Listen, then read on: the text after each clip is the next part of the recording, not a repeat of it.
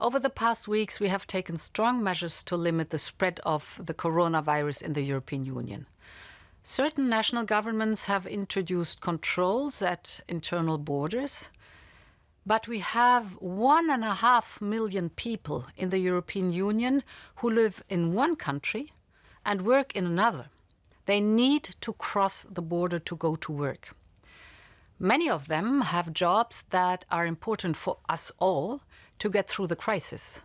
And this is why today we are publishing practical advice to the national governments on mobile workers in the European Union. The aim is to ensure that these workers can reach their workplace without delays, while taking precautions to keep them safe and limit the spread of the virus. Member states should establish simple and fast procedures to ensure a smooth passage for them with proportionate health screening. It is particularly important that those working in sectors that are critical to fight the coronavirus can reach their workplace rapidly. These are the people working in the healthcare sector, in childcare, elderly care, firefighters and police officers, transport workers.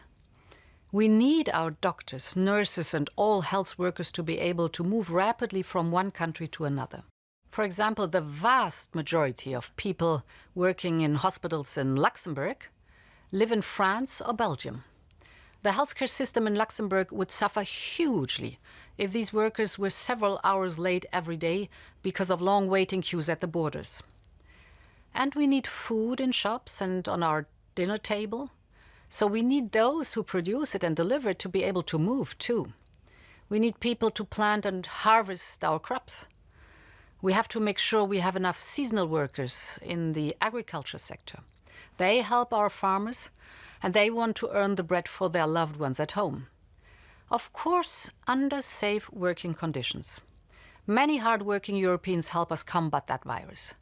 Together, we will make it easier for them to work safely.